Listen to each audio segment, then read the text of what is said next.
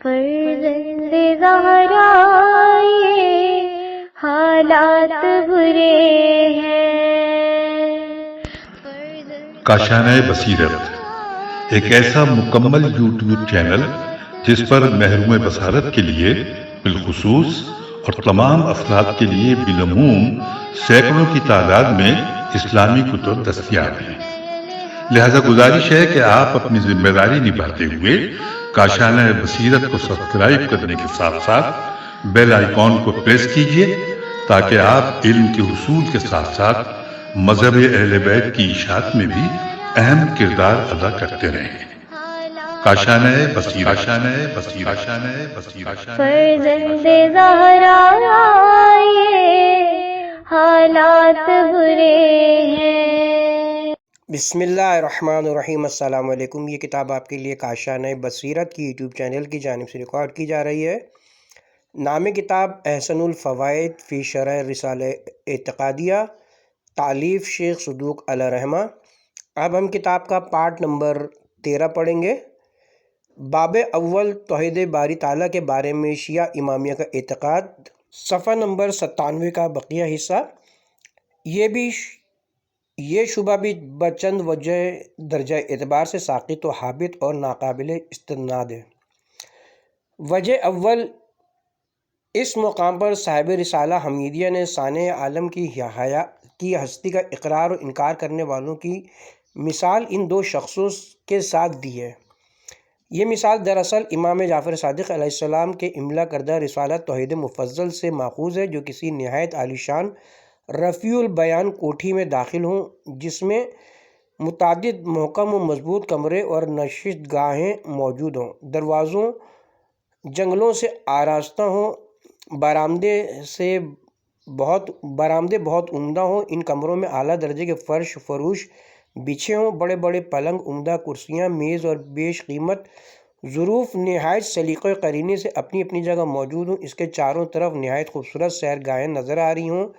اس کے ارد گرد ایسی چمن بندی کی گئی ہو کہ بیل بوٹے قطار اندر قطار استادہ ہوں، قسم قسم کے پھولوں کی کیاریاں مناسب جگہ پر بنی ہوئی ہوں، پانی کے چھوٹے چھوٹے چشمے بہہ رہے ہوں اور فوارے جاری و ساری ہوں، نیز پانی کے حوض لبالب پر ہوں، غرض کے آرائش و زیبائش اور عیش و آرام کے تمام سامان مہیا ہوں۔ جو شخص بھی اسے دیکھے اس کے معمار و صنع کی کاریگری پر عش عش کر اٹھے اور اس کی حکمت و تدبیر کی تعریف و توصیف کرنے پر مجبور ہو جائے۔ بہرکیف یہ دونوں شخص اس کوٹھی میں داخل ہوں اور اس کی ہر چیز کو بنظر غائر دیکھتے اور معمار کی عجیب صنعت و حرفت کی داد دیتے ہوئے ایک ایسی جگہ پر پہنچ جائیں کہ ایک ایسا روشن دان دیکھیں، یا اس میں کوئی لکڑی پڑی ہوئی دیکھیں، یا کوئی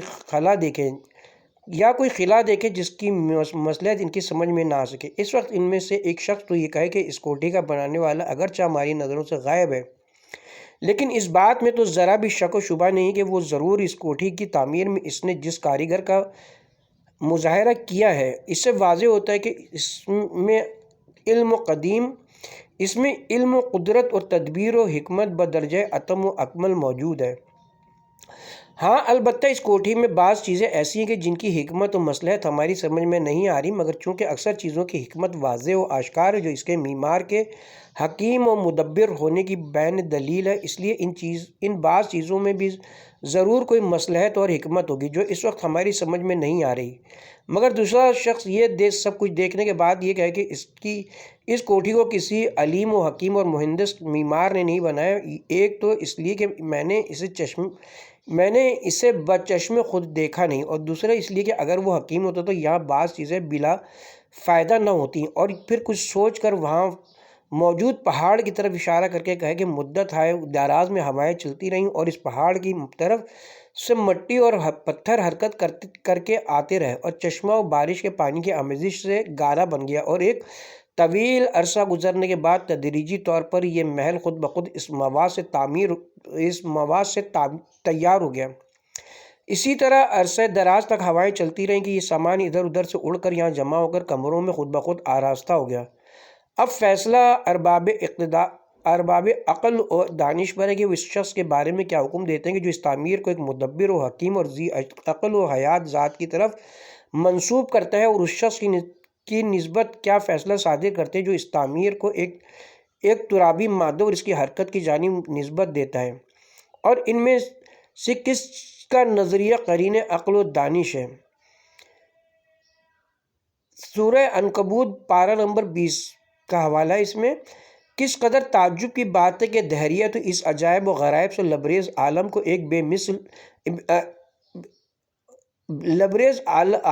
ایک بے عقل و شعور مادے کی طرف منسوب کریں اور اپنی حکمت و دانائی کے مدعی ہوں، اور جو اس عالم کے عجیب و غریب نظام اور اس کے انصرام و استحکام کو خدائے حکیم کی طرف منسوب کرتے ہیں، وہ ان کو جاہل و نادان قرار دیتے ہیں۔ خلاف عقل و فطرت بات کا بلا دلیل و برہان ماننا اور منوانا اور مطابق عمل و فطرت امر کا انکار کرنا اور اس کے قائلین کا مذاق اڑانا سراسر اندھیر اور سینہ زوری نہیں تو اور کیا ہے۔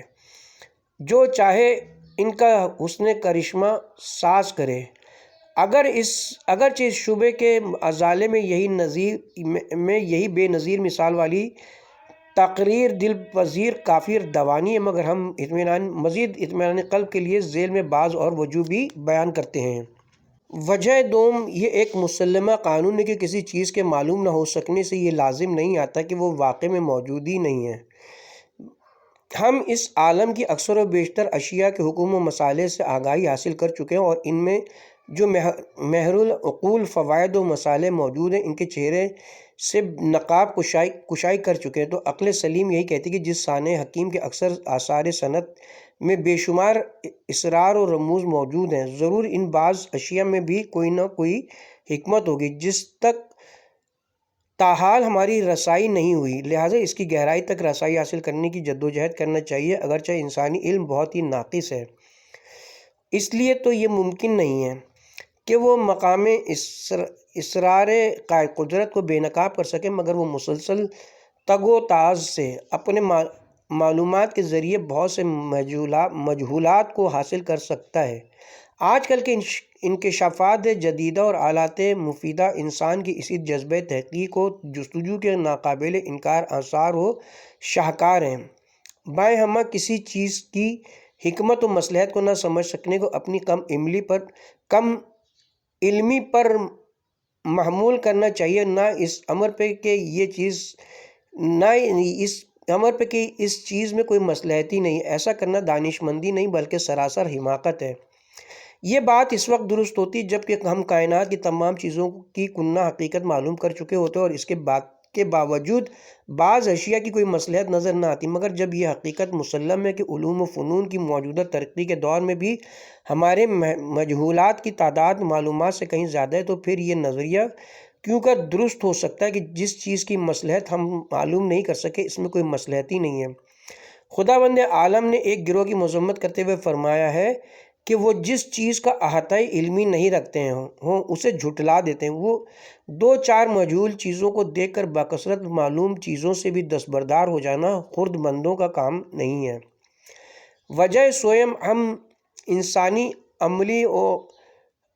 انسانی علمی و عملی کمزوریوں کے اعتراف کے باوجود یہ کہنے کو تیار ہیں کہ ایسا نہیں کہ میں اعتراض میں نامبردہ اشیاء کی مصلحت کا بالکل کچھ علم نہیں۔ ہمیں اعتراض میں نامبردہ اشیاء کی مصلحت کا بالکل کچھ علم نہیں ہے، بلکہ بے فضلِ تعالیٰ ان کے بعض فوائد و عوائد معلوم ہو چکے ہیں، اور روز بروز جوں سائنس اور دیگر علوم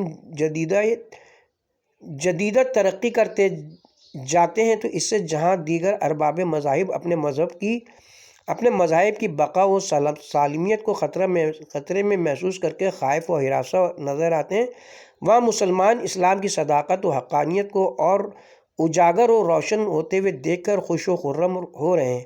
آج یہی علوم ہماری دینی ترقی کا زینہ بن رہے ہیں اور اصول و احکام اسلام کی صداقت پر مہر تصدیق ثبت کر رہے ہیں، جس سے معلوم ہوتا ہے کہ علوم دینیہ اور صحیح تحقیقات جدیدیہ کے درمیان ہرگز کسی قسم کا کوئی اختلاف و تصادم نہیں ہے۔ مثلاً ہم یہاں ایسے چند احکام کا تذکرہ کرتے ہیں جن کی فلسفی علوم جدیدہ کی بدولت معلوم ہوتی ہے۔ نمبر 1، شارع مقدس نے فرمایا تھا کوڑ والے مریض سے اس طرح دور بھاگو جس طرح شیر سے بھاگتے ہو۔ آج کی ڈاکٹری تحقیق میں ثابت ہو چکا ہے کہ جذام کے جراثیم شکل و صورت میں ہو شیر کی مانند ہوتے ہیں۔ آج دنیا والوں کو اس تشبیہ بلیغ کی حقیقت معلوم ہوئی ہے۔ نمبر 2، شارع اسلام نے فرمایا کہ روٹی کھانے کے بعد اگر انگلیوں پر کچھ غذا لگی ہوئی ہو تو انگلیاں چاٹ لو۔ جب تک موجودہ تحقیقات بروئے کار نہیں آئی تھی، متجددین کا طبقہ اس حکم یا اس جیسے دوسرے احکام کا مذاق اڑاتا تھا، مگر آج کی طبی اور سائنسی تحقیقات سے یہ امر پائے تحقیق تک پہنچ چکا ہے کہ انسانی انگلیوں پر کچھ ایسا قدرتی مواد موجود ہے جو غذا کے ہضم و تحلیل میں بہت ممدوح اور معاون ہوتا ہے۔ لہٰذا وہ آج حضرت شارع علیہ السلام کے اس حکم کی مصلحت کو معلوم کر کے حیران ہوتے ہیں۔ نمبر 3، ابھی کل تک یہ سمجھا جاتا تھا کہ آفتاب اپنے مرکز پر ساکن ہے اور سیارے اس کے ارد گرد چکر لگاتے ہیں، مگر قرآن نے آج سے تقریباً 1400 سال بیشتر یہ اعلان کیا تھا، آفتاب اپنے محور و مستقر پر جاری ہے۔ یہ خدائے غالب و دانا کی تقدیر ہے۔ موجودہ تحقیقات سے قبل بے دین لوگ شریعتیں بمقدسہ کے اس اعلان کا تمسخر اڑاتے تھے اور دیندار حضرات اس کی مناسب تعویل کرنے پر مجبور تھے، مگر موجودہ تحقیقات جدیدہ نے ثابت کر دیا ہے کہ آفتاب متحرک ہے نہ ساکن۔ نمبر 4، حشفہ والا چمڑا بظاہر بے فائدہ سمجھا جاتا ہے، مگر اگر بنظر غیر دیکھا جائے تو معلوم ہوتا ہے کہ ابتدا میں اس کی موجودگی اور بعد میں اس کا قطع کر دینا بھی فوائد سے خالی نہیں، کیونکہ یہ مقام بڑا نرم و نازک ہوتا ہے اور بچہ ابتدا میں اس کی کما کہو نگہداشت سے غافل ہوتا ہے، لہٰذا خطرہ تھا کہ اسے کوئی نقصان نہ پہنچے، اس لیے صانع حکیم نے اس پر غلاف چڑھا دیا تاکہ سرحشہ کی حفاظت ہوتی رہے، مگر بلوغ سے قبل ختنے کو لازم قرار دے دیا، اور اس میں جو فوائد ہیں ان کا آج منصف مزاج غیر مسلمان ڈاکٹر بھی اقرار کرتے ہوئے نظر آتے ہیں۔ چنانچہ ڈاکٹر کوئراج ہرنام داس اپنے رسالہ ہدایت نامہ خاوند صفحہ نمبر 128 پر رقم تراز ہے، تمام مسلمان اصحاب بچپن کی حالت میں ہی اپنے لڑکوں کے اس پردے کو کٹوا دیتے ہیں، اس فعل کو ختنہ کہتے ہیں۔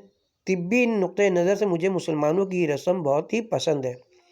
اسی طرح عقرب و سانپ وغیرہ زہریلا جانور جو پہلے عبث و بے فائدہ سمجھے جاتے تھے، آج کل کی تحقیقات مظہر ہیں کہ اس فضا کے اندر کچھ ایسے زہریلے مواد موجود ہیں کہ اگر یہ زہریلے حشرات و حیوانات انہیں جذب نہ کریں تو انسانوں کی ہلاکت واقع ہو جائے۔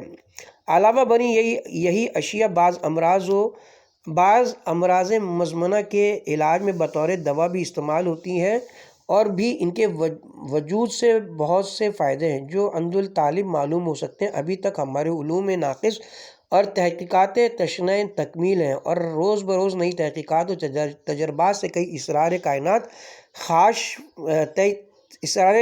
کائنات فاش ہو رہے ہیں جو آج سے قبل پردہ خفا میں تھے۔ ڈاکٹر کوئراج ہرنام داس اپنے رسالہ ہدایت نامہ صحت صفحہ نمبر 59 پر لکھتا ہے، اپینڈسائٹس کا فائدہ آج تک کوئی معلوم نہ ہو سکا، تاہم خدا کا کوئی کام حکمت کے سوا نہیں ہے، امید ہے تجربوں سے جلد ہی پتہ چل جائے گا۔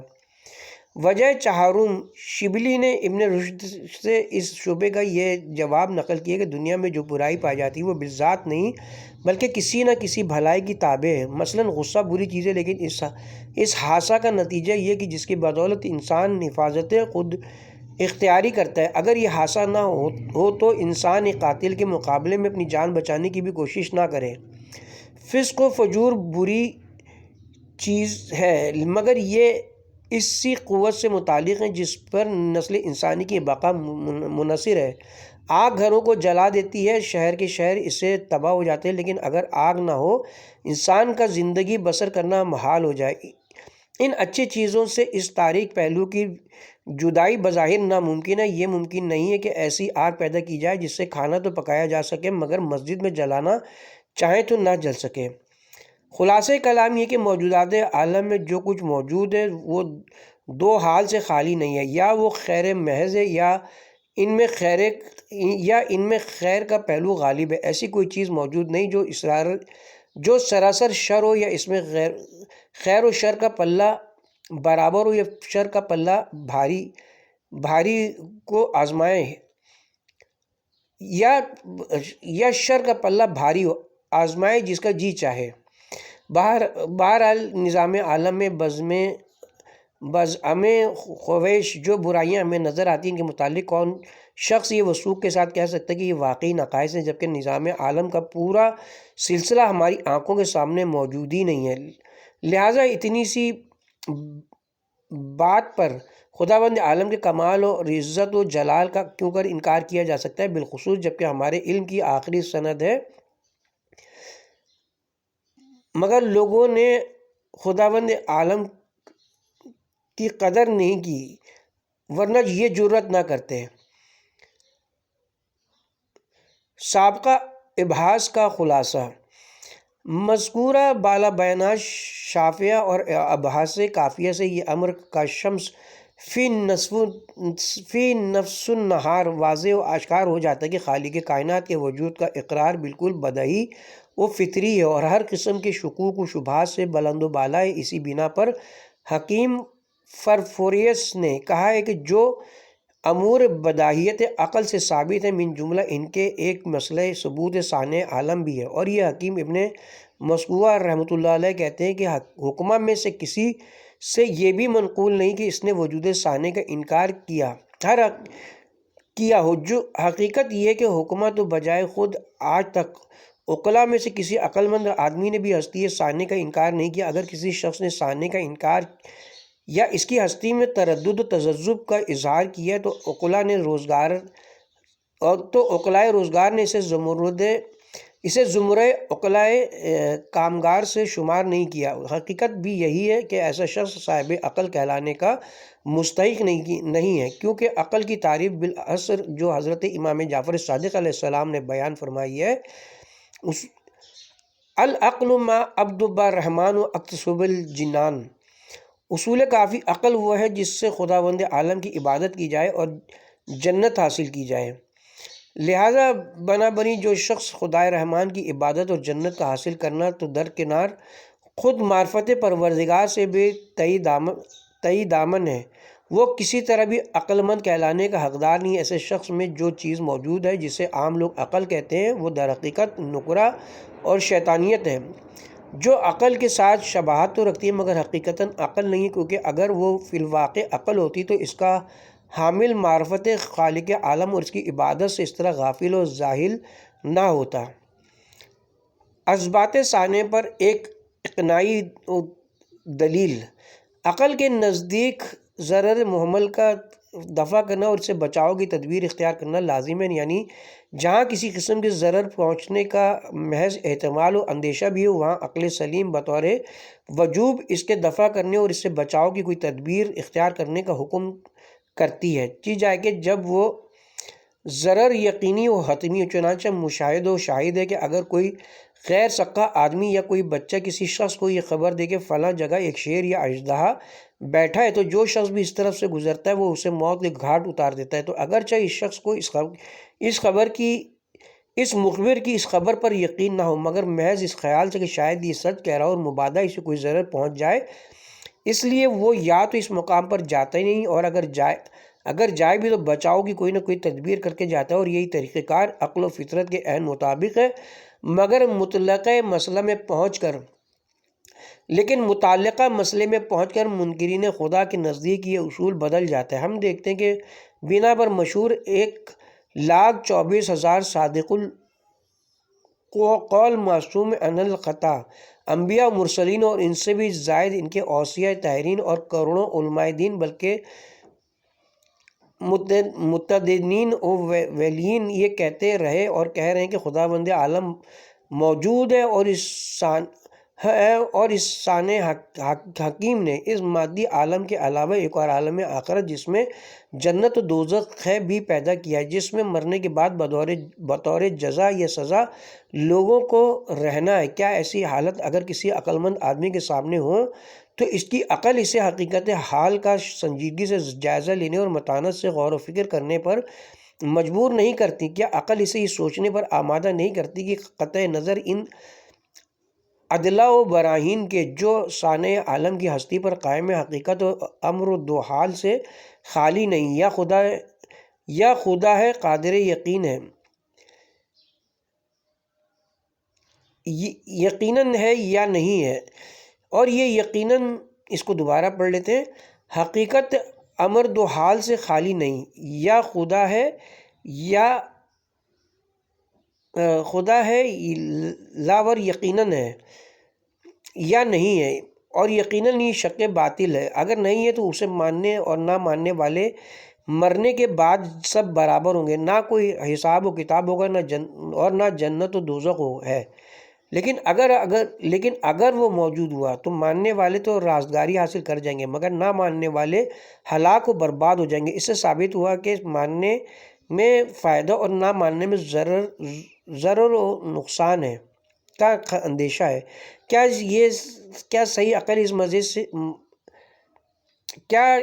صحیح عقل اس ضرر سے بچنے کا حکم نہیں کرتی؟ لیکن باوجود یہ کہ بقول بعض محققین حقیقی اجماع و اتفاق جس طرح محسوسات میں موجوب یقین و اطمینان ہوتا ہے، اسی طرح معقولات میں بھی باعث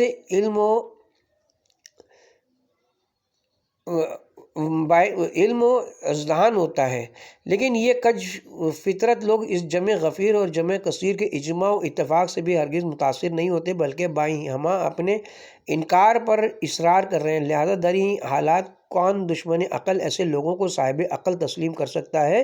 یہی مختصر اور سادہ مگر مقنع دلیل حکمہ اور روحانیین یعنی حضرات ائمہ طاہرین صلوات اللہ علیہم اجمعین سے بھی منقول ہے۔ چنانچہ مندرجہ ذیل اشعار ابدار حضرت امیر المومنین علیہ السلام کی طرف منسوب ہیں۔ منجم اور طبیب دونوں نے کہا کہ مردے کبھی زندہ نہ ہوں گے۔ میں نے ان کے جواب میں کہا بس الگ رہو، اگر بالفرض تمہاری بات صحیح ہوئی تو اس میں میرا کوئی نقصان نہیں، لیکن اگر میرا قول صحیح نکل آئے تو پھر تم دونوں کو ضرور نقصان اٹھانا پڑے گا۔ دیوان منسوب بحضرت علی علیہ السلام۔ ایسا ہی ایک استدلال حضرت امام جعفر صادق علیہ السلام سے مروی ہے۔ واقعہ یوں ہے کہ ایک مرتبہ ایک دہریہ جناب کی خدمت میں یہ مشورہ دینے آیا کہ آپ نماز روزہ وغیرہ خود ساختہ احکام کی بے فائدہ پابندی کر کے کیوں لطف حیات ضائع کرتے ہیں؟ حیات مستعار سے پورا فائدہ اٹھانا اور لطف اندوز ہونا چاہیے۔ امام علی مقام نے فرمایا کہ اگر یہ پابندیاں فی الواقع خود ساختہ ہی ہیں اور کوئی حاکم مطلق موجود نہیں تو اس سے یہ لازم آتا ہے کہ موت کے بعد اس پابندی پر کوئی باز پرس نہ ہوگی، لہٰذا تمہارے قول کے مطابق مجھے کوئی خمیازہ نہ بھگتنا پڑے گا۔ لیکن اگر ہمارا نظریہ درست ہوا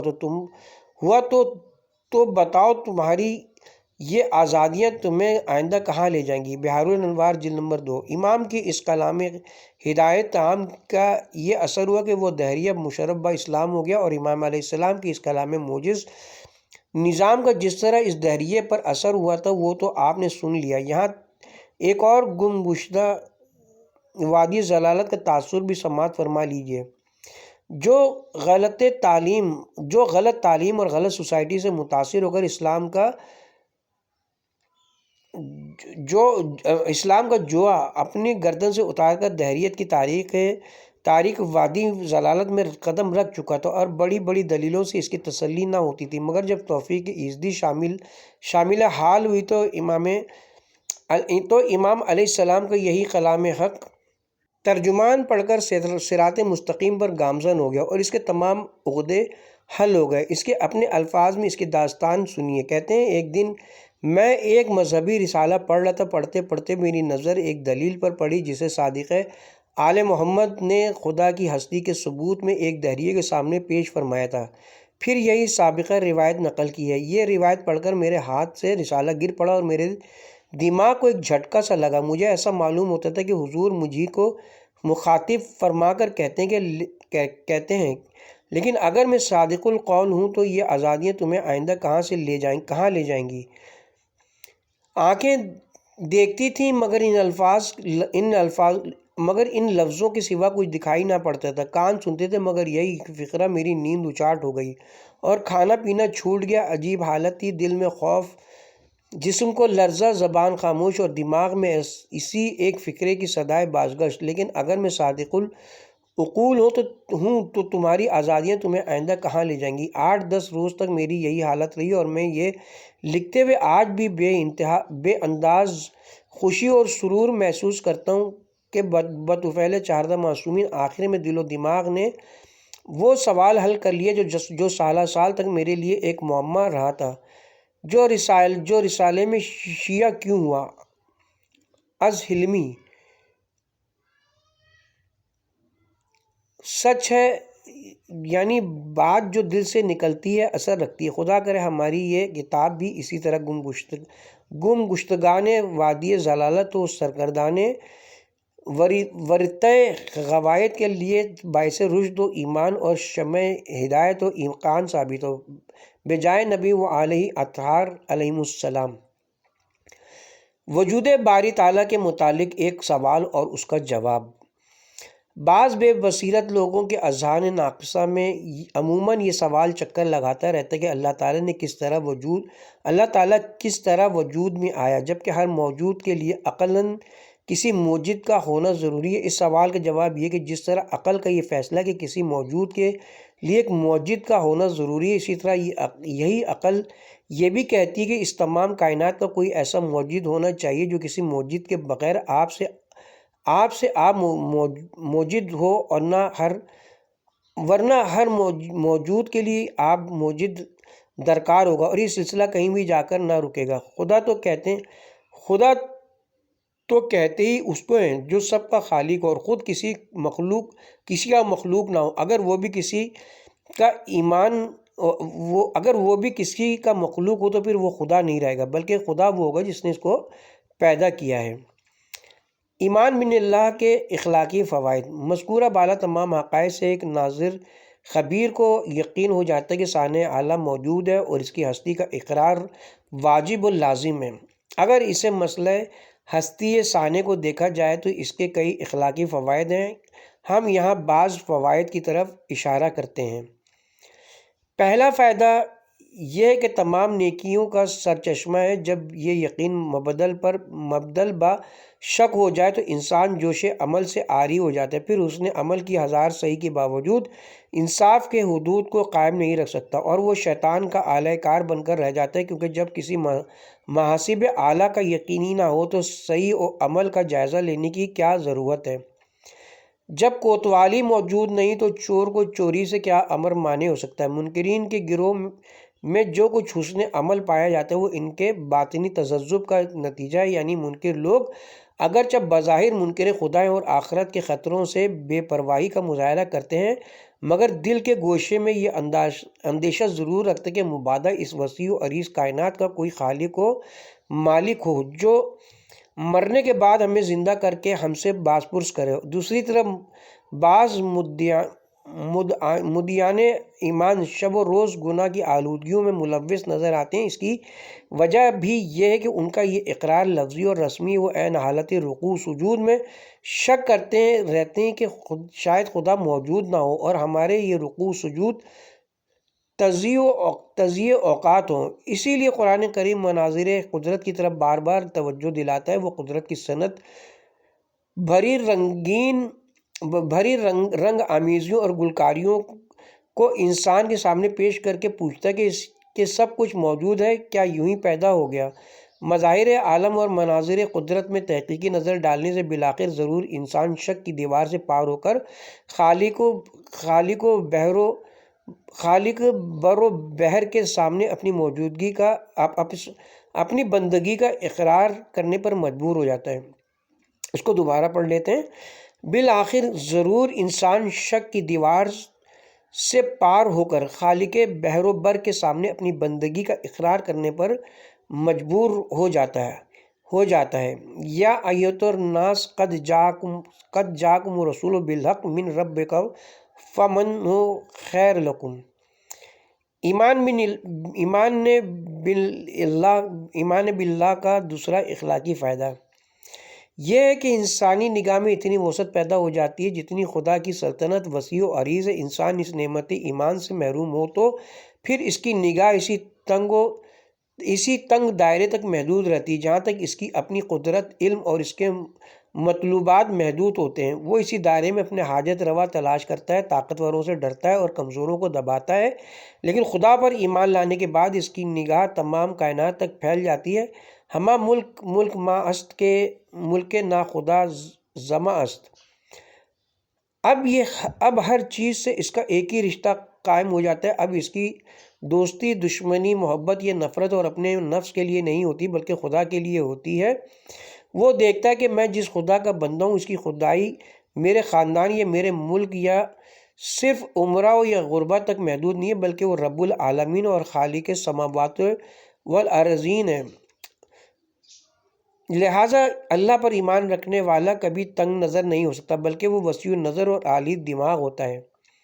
ایمان بن اللہ کا تیسرا فائدہ ایمان بن اللہ ہے۔ ایمان باللہ سے عزت نفس اور خودداری کی لازوال دولت ہاتھ آتی ہے اور انسان ذلت و پستی کے گڑھے سے دائمی نجات حاصل کر لیتا ہے۔ جب تک خدا پر ایمان نہیں ہوتا تو انسان ہر طاقتور، ہر بظاہر نافع یا ثنا اور ہر شاندار چیز کے سامنے جھکتا ہے، اس سے خائف رہتا ہے، اس سے امیدیں رکھتا ہے، مگر جب وہ خدا پر ایمان لاتا ہے تو سمجھتا ہے کہ جن کے سامنے یہ ہاتھ پھیلا رہا تھا، جن کو نافع یا مضر سمجھ رہا تھا، وہ تو خدا قادر و قیوم کے محتاج ہیں، اسی کی طرف سے نصرت عطا ہوتی ہے۔ سورہ آل عمران۔ رزق بھی وہی دیتا ہے، الزاریات وہی مارتا اور جلاتا ہے۔ سورہ آل عمران۔ ضرر و نفع کا وہی مالک ہے۔ سورہ یونس۔ غرض کے تمام قوتوں اور طاقتوں کا وہی سرچشمہ ہے۔ سورہ بقرہ۔ لیکن اس ایمان کے بعد انسان دنیا کی تمام قوتوں سے بے نیاز اور بے خوف ہو جاتا ہے اور خدا کے سوا اس کی گردن کسی اور کے سامنے نہیں جھکتی۔ ماں سوائے